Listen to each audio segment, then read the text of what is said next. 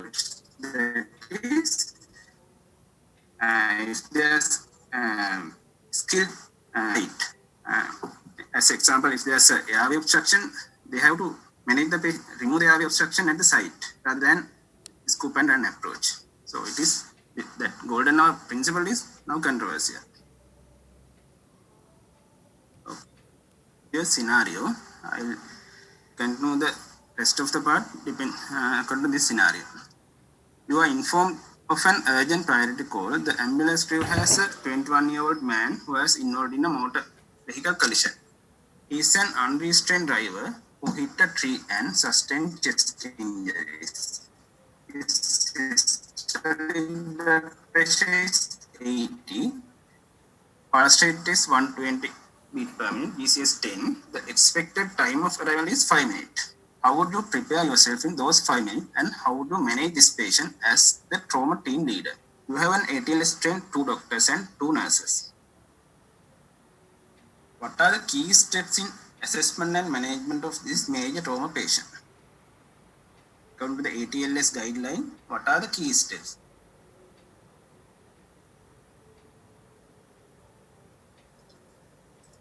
Can anyone answer? Ireshika Veerasinghe.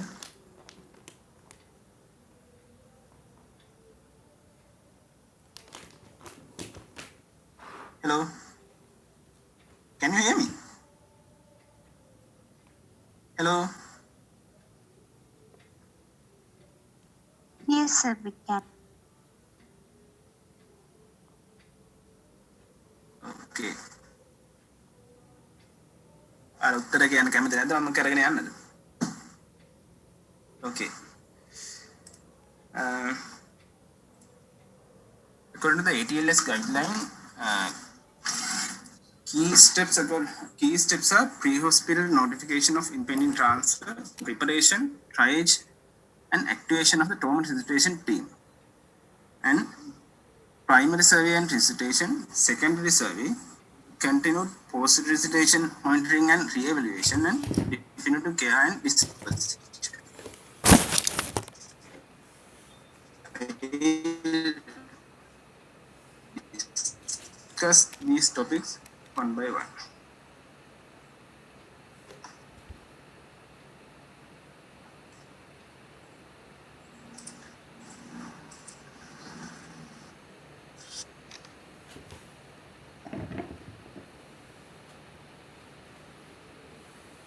Really, pre-hospital notification of the impending transfer of a trauma patient will warn the ED to be prepared for patient's arrival. And according to that information, trauma team should be activated on the basis of the pre-hospital information. What are the usually used tool to gather information in such a call? It is ATMIST. ATMIST is A stands for age and time of incident or onset of symptoms, mechanical injury, and I is injuries or examination findings, S is vital signs, and T is treatment given.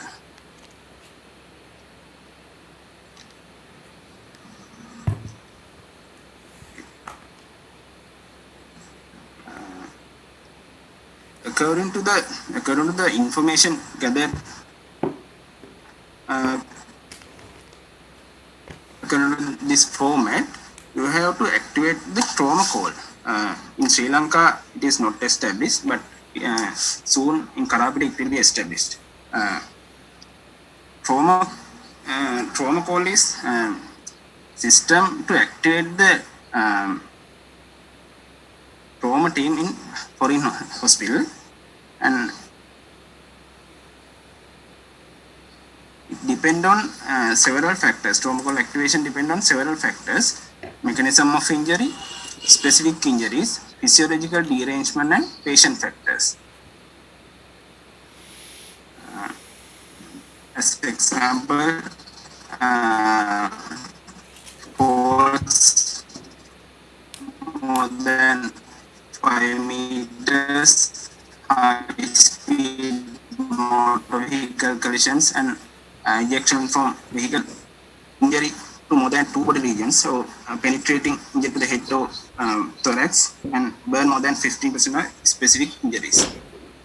In some hospitals, this trauma call activation has different categories. In some minor trauma, they activate the ED trauma team only, and in severe one, they activate the hospital trauma team.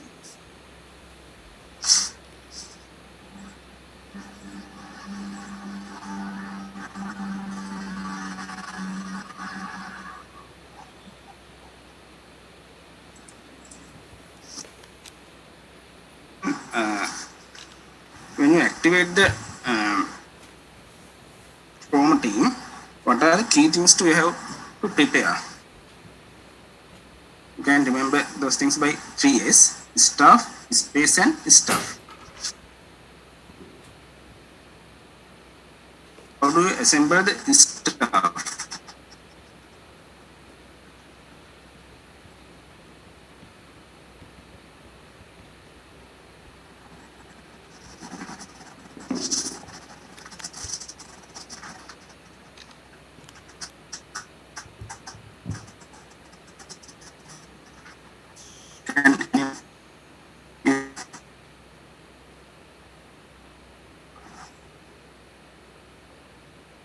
Can you hear me?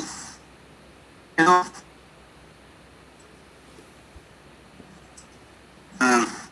Usually, is a senior emergency physician in the ED, and he has to coordinate the patient assessment and management.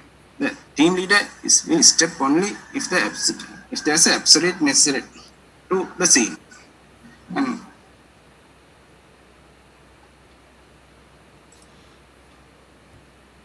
And other members are airway doctor, procedure doctor, and assessment doctor. If you have limited doctors, you can allocate one doctor for procedures and assessment.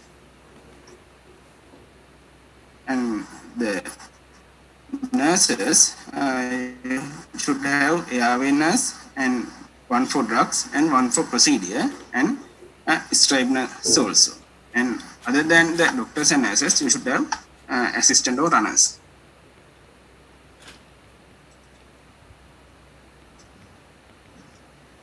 In addition to this trauma team, you have to inform to the surgical doctors, other surgical specialties like orthopedic, neurosurgery, cardiothoracic surgery, plastic surgery, ENT, ophthalmology, the scenario.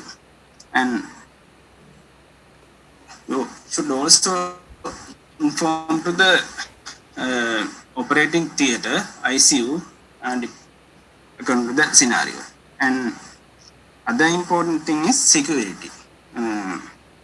Especially if it is a gunshot wound, you have to consider security, because someone might come to finish off the job. Then the space. Patient should go to the in emergency, patient should go to the resuscitation area. If that area is full, you should make a space for him and provide adequate monitoring. Then the stuff. Consider the stuff. You have to anticipate what you might need, thinking about the ABCD approach. First, you have to prepare airway equipments like the laryngoscope, equipment, endotracheal tubes, and airway drugs like analgesia, difficult airway trolley.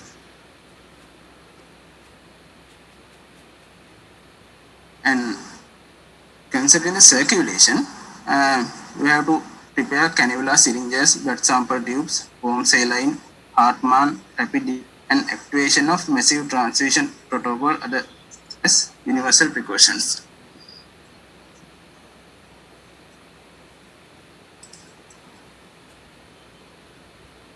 When the patient arrives to the ED, you have to transfer the patient from ambulance stretcher to ED resuscitation bed using spinal board, and when the patient accept to the emergency department, there's two way to accept.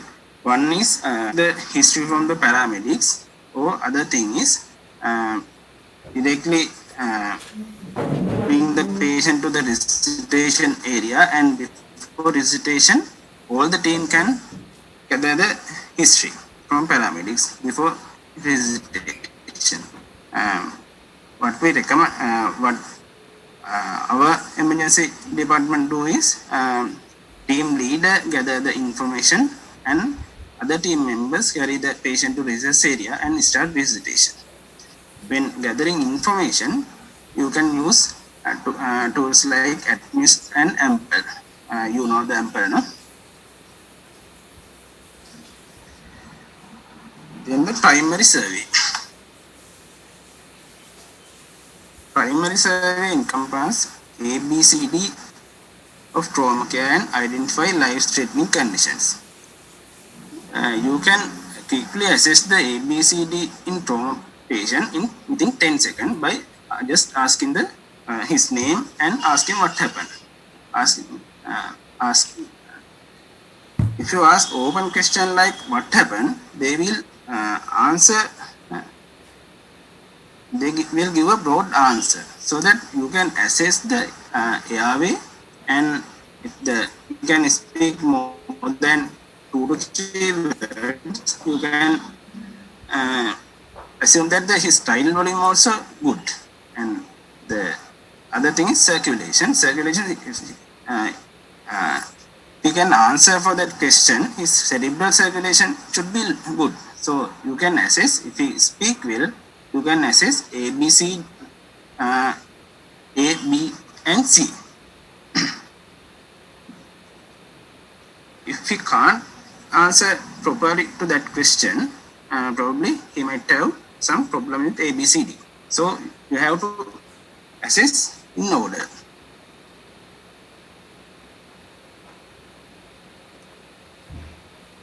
Okay. Then airway maintenance with cervical spine protection.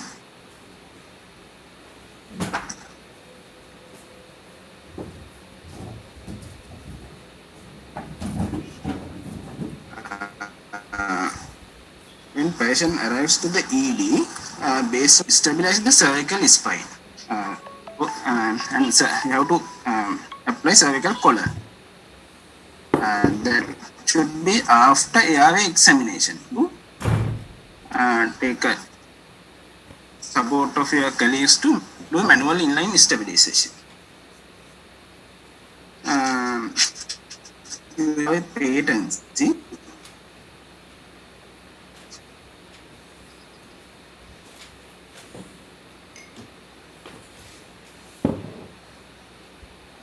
Our patency.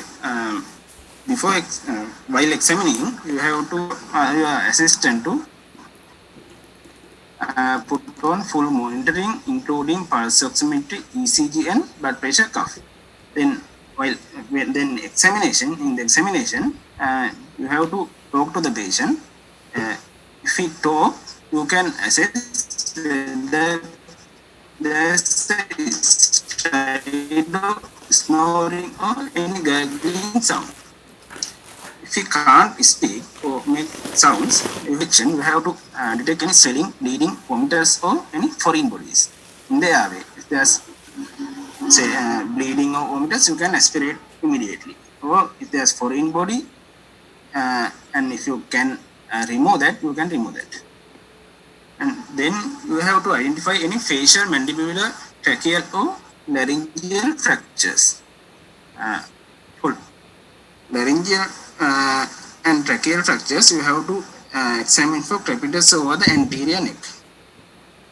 Then the penetrate.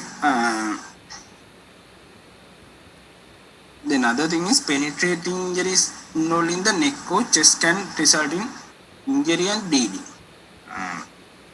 And last one, posterior dislocation of the clavicular head. That is also a rare one, but it can obstruct the airway. These are the common conditions that obstruct the airway.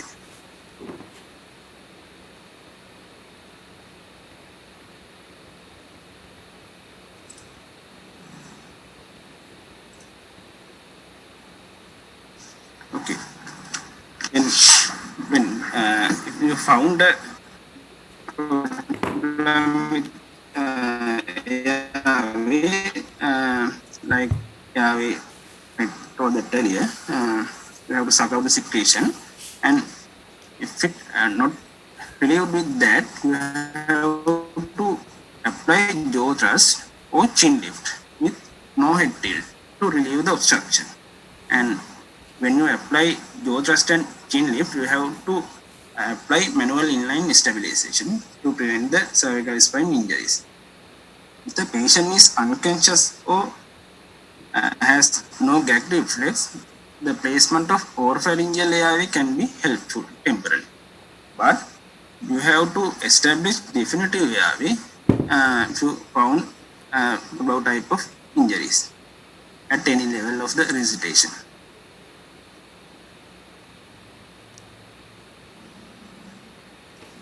After securing the airway, you have to apply high flow oxygen via face mask with a non-repeating bag. But in any trauma, you have to do this. And after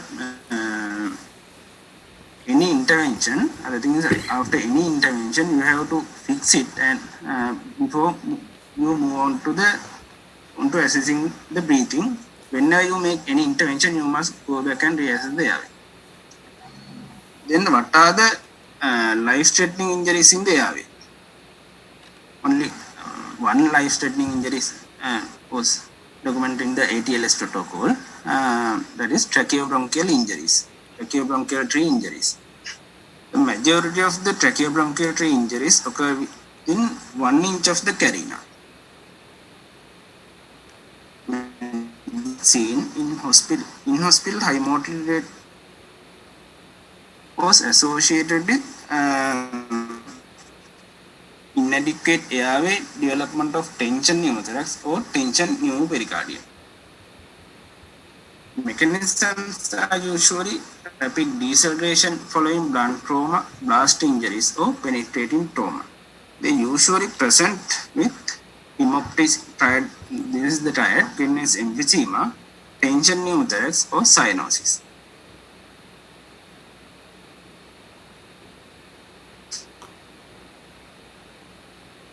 The other common presentation is incomplete expansion and continued large air leak after placement of the chest tube.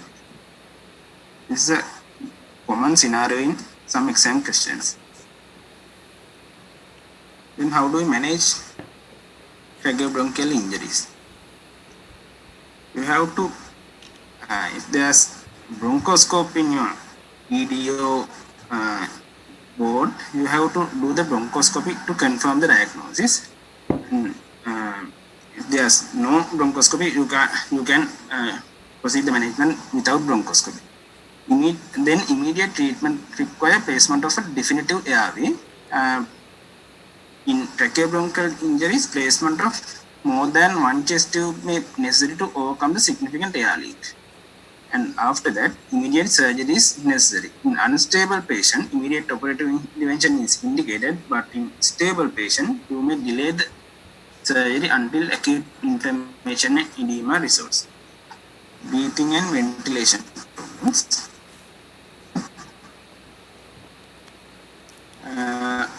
On example,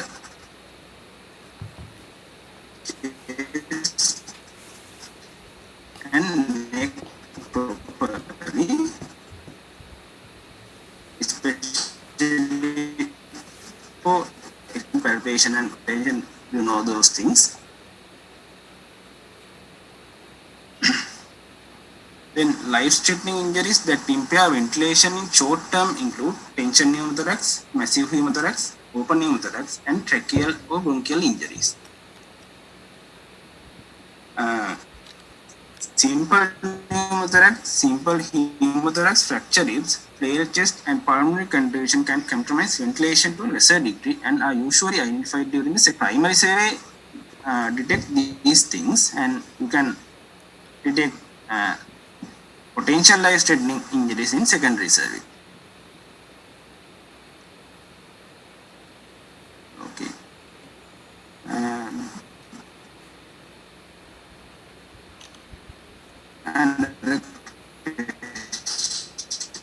a 30-year-old man, a penetrating firearm injury across the right lobe, 20 unit, pulse rate of 130 unit, and systolic blood pressure of 85/55. Identify 5 possible injuries in above patient and name 2 important imaging investigations which can be done in accident and emergency. Briefly outline the management of injuries mentioned in 1.1. Okay. Tell me what are the possibilities in this scenario.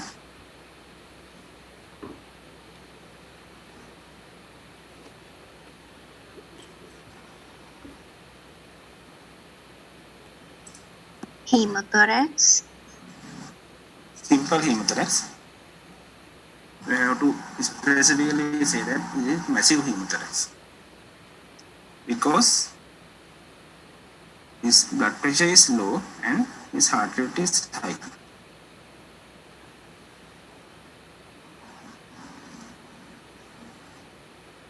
Then what else?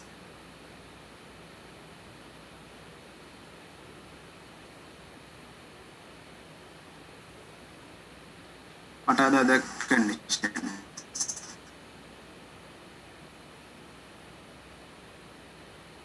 In previous slide, I told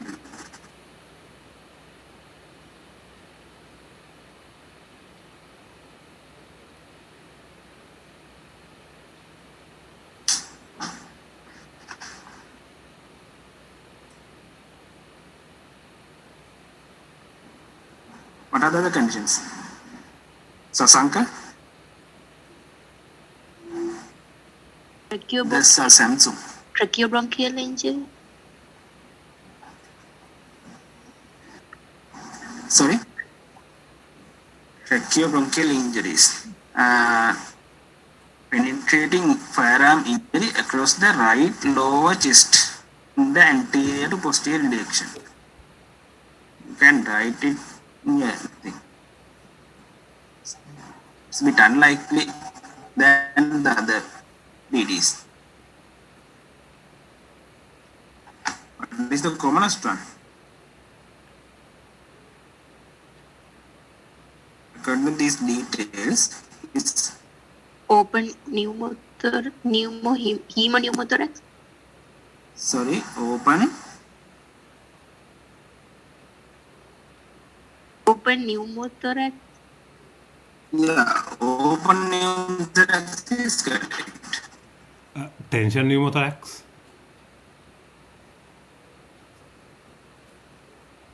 Open pneumothorax. Yeah, best one is the tension pneumothorax. DD should be first and second massive hemothorax and tension pneumothorax because in other conditions you don't get low blood pressure. You will get low blood pressure, but those things are the good examples. Tension pneumothorax, massive hemothorax, what else? Then cardiac tamponade. In cardiac tamponade also blood pressure is low and they get tachycardia. And other things, tension pneumomediastinum. And other thing is hemorrhagic shock. You will get